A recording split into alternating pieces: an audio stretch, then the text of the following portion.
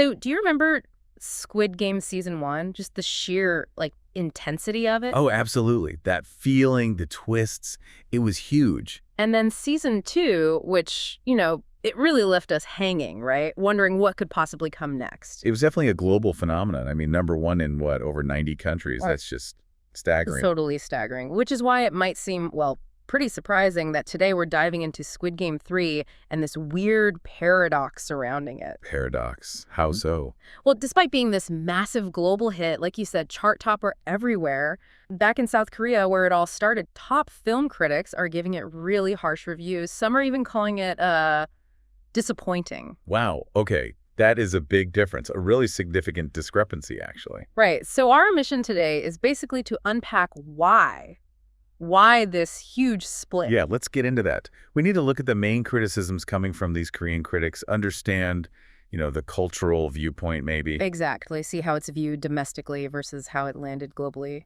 And figure out what that tells us about, I guess, global hits versus local feelings. And we're basing this deep dive on a pretty fascinating source. It's a recent, very frank discussion between some major Korean film critics and media folks. Ah, cool. So real insider takes. Yeah, exactly. A unique perspective on how this massive show is being received right there on its home turf. Okay, I'm intrigued. Let's dive in. So first things first, you might be asking, okay, what even happens in season 3? Where does it pick up after season 2's ending? What's Gi-hoon up to? Right, so season 3 basically throws us right back in after Gi-hoon's failed rebellion in season 2. Which was pretty dramatic. Yeah, and the discussion we looked at really implied this deep sense of betrayal, specifically involving 001, Oh Il-nam, the old man from season 1. Oh yeah, the mastermind reveal, still shocking. Exactly. So Gi-hoon is alive, but he's forced back into the game. He's not choosing it this time. Oh, wow. Okay, so he's trapped again. Trapped again. In that situation, the critics found it interesting, but also problematic, which we'll get into. So he's not just back, he's basically a prisoner in the game again. How does that, affect things with the other players? Well, it's a different Gi-hoon for sure. In this season, only 2 others from his group survived. Daiho, that's Kang Han-yul's character, and Hyun-ju. Okay. But what really changes the dynamic is this new group, the Blue Circle participants. Uh-huh. They actually kind of mock Gi-hoon. They sort of thank him for, reducing the numbers before because it boosts the prize money for whoever's left. Oof, that's brutal. Yeah, it creates this really nasty internal tension. And Gi-hoon, he's still carrying all that baggage. He apparently blames Kang Han-yul's character for not giving him an ammo clip during the rebellion. Thinks that's why it failed. Wow. So not exactly banding together then. Lots of blame and resentment. Sounds intense. What about the games? Are they as creative and twisted? Oh, definitely. The first one they talked about is hide and seek. Okay. Sounds innocent enough. Not this version. The hiders have to find an exit or a key.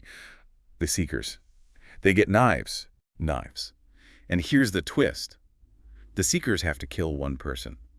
If they don't kill someone before the time runs out, they die. Oh my God, that's horrifying. It's not just finding them, it's a forced kill or be killed situation for the seekers. Yeah. Turns a kid's game into, a nightmare. Yeah, no kidding. Any other games that the critics mentioned? They touched on a couple. There's a large group jump rope game. Yeah. Sounds like everyone has to jump together, perfectly synchronized. Imagine the pressure. Oh man, one wrong move. Exactly. Oh. Forced cooperation with deadly stakes.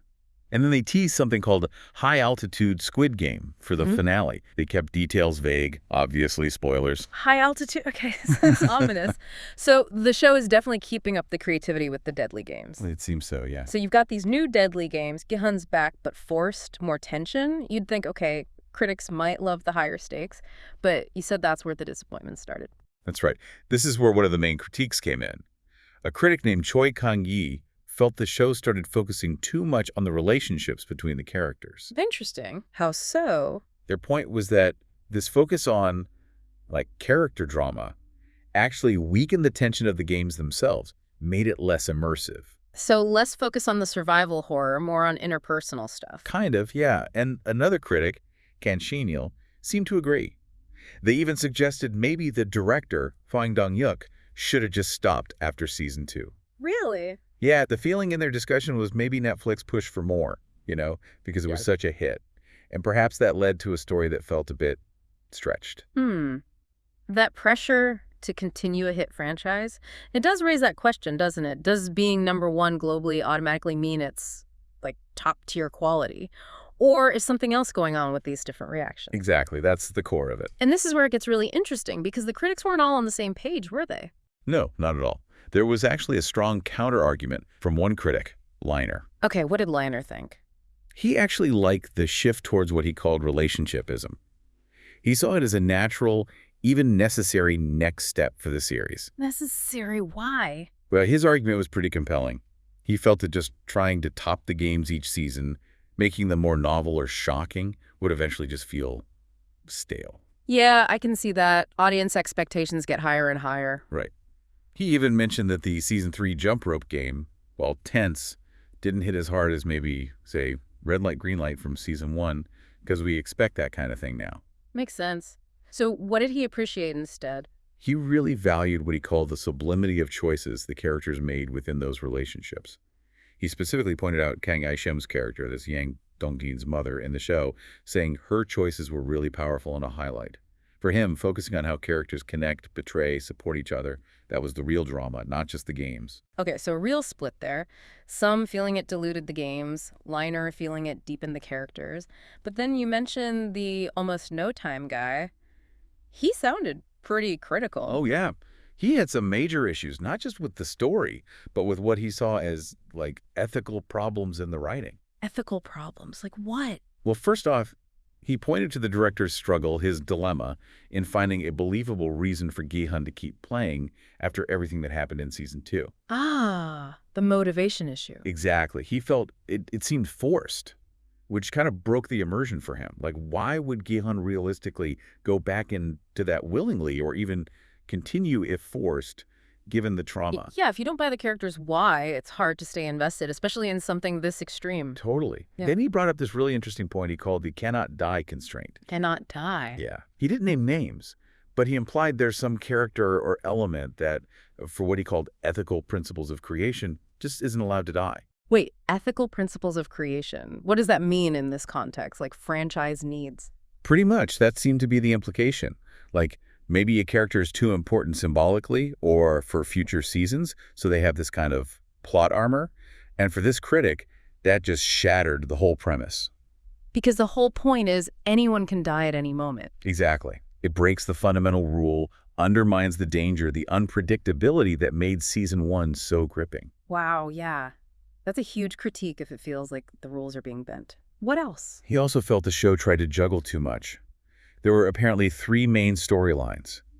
Gi-hun's group, inside the game, this masked female official called No-Il, and then Hwang, detective, doing his investigation outside. Okay, that sounds ambitious. Ambitious, yes, but he argued it ultimately collapsed. The threads didn't weave together well, they just kind of fell apart and strengthened each other. So narrative overload that didn't quite pay off. What about Gi-hun himself? Lee Gun-jae's performance or character? The critique there was pretty blunt, too. This critic found Gi-hun unappealing this season. Unappealing. How? And they called his whole Season 2 rebellion plot illogical. The argument was that Gi-hun still didn't really understand the game system or why his allies were really helping him, making his leadership seem weak or foolish. Huh. So hard to root for him if his actions don't seem well-founded. Yeah, it makes it harder to connect emotionally, apparently. It sounds like these critics really dug into the core of the story and characters. Were there other things lots of them agreed on? Yeah, a couple of things came up repeatedly. One was this feeling that Season 3 lacked a truly iconic line or moment. You know, like Season 1 had, "Are you cold?" That kind of chilling, memorable quote. Ah, yeah, those moments really stick with you. Exactly. And the other big one, which honestly probably resonated with international viewers too, was the acting of the VIPs. Oh, the foreign actors. Yeah. The criticism was about poor acting, and especially their English dialogue sounded really unnatural, stilted, even to native English speakers, apparently. Right, I think I remember hearing about that online, too. It can definitely pull you out of the moment if the dialogue feels off. Totally ruins the immersion. Yeah. And finally, there was this interesting, more philosophical discussion Oh, about what? about what Squid Game is fundamentally about. Yeah. Is it about individual choice, people making decisions within this horrible system, or is it more about the system itself forcing those choices onto people? Choice versus determinism, kind of. Sort of. And the critique was that the show, particularly in Season 3, maybe muddied this message. They felt it should be a clearer, harsher metaphor for a system that forces you into a kill-or-be-killed situation, less about individual agency within it. That's a deep cut. Yeah. So, stepping back from all these specific points, what's the bigger picture here? This massive global hit getting such a tough time from critics back home. It really highlights something interesting about Korean critics, and maybe audiences too. Yeah. There seems to be this tendency to be, well, more stringent, maybe even harsher, with their own domestic productions. They've been huge successes. Even masterpieces. They mentioned Parasite, globally adored, Oscar winner, but pointing out that even then, there can be this undercurrent of critique or worry about the Korean film industry domestically. Huh. It's like they hold their own stuff to an even higher standard, maybe? That seems to be part of it. Maybe it's familiarity, maybe it's national pride, wanting things to be perfect, maybe it's just higher expectations for stories that come from their own cultural context. It's fascinating. It really is, like being toughest on your own family.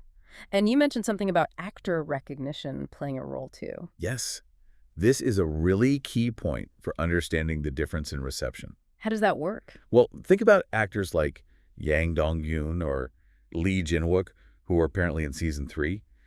In Korea, these guys are established stars. Audiences know them. They have expectations about their role. Right, you expect a star to have a significant part. Exactly. So if a big-name actor gets a small role or gets killed off surprisingly early, a Korean viewer who knows their status might feel disappointed, like, wait, that's it for them. I see. But an international viewer. An international viewer might just see them as another character, maybe even an extra. They don't have that built-in expectation based on the actor's fame in Korea. So their emotional investment, their judgment of the narrative choices around that character, it could be totally different. That makes so much sense. It's about the context you have as a viewer, like knowing a player's whole career versus just seeing them in one game. Okay, switching gears slightly, did they talk about the future, like where Squid Game might go next? Any talk of, say, an American version? Funny you should ask. Yeah, that came up briefly. The idea of an American spin-off was floated. Someone even mentioned David Fincher as a potential director. Wow, Fincher doing Squid Game, that's an idea. Right. But the reaction was definitely mixed. There were immediate comparisons, cautionary tales, like the U.S. remake of Old Boy, which didn't go over well. Yeah, that was rough. So the concern was clear. Could an American version truly capture the original's essence, its specific cultural critique? Or would it just feel like a watered-down copy, losing what made it special? A very valid fear, for sure. Adaptations are tricky. So after all this debate, all the pros and cons, what was the final takeaway from these critics about Season 3? I think the general feeling was it's watchable. You know, the games are still creative, the core idea is compelling, but it left a disappointing aftertaste, especially when compared to Season 1. It just didn't hit the same heights. Felt like it struggled to recapture that initial magic or narrative punch. Okay, so summing it all up. Squid Game 3, it's this weird beast, right? Huge globally, topping charts everywhere. But back in Korea, critics are really picking it apart. The story logic, Gi-hoon's journey, the acting, the balance of drama and games. It really throws that cultural divide into sharp relief, doesn't it? How the same show can land so differently depending on the audience's background and expectations, even with universal themes like survival and inequality. Absolutely. Which leaves us and you with a pretty big thought to chew on. When something becomes this big, a true global phenomenon, how much do things like narrative flaws or maybe artistic compromises actually matter in the grand scheme of things?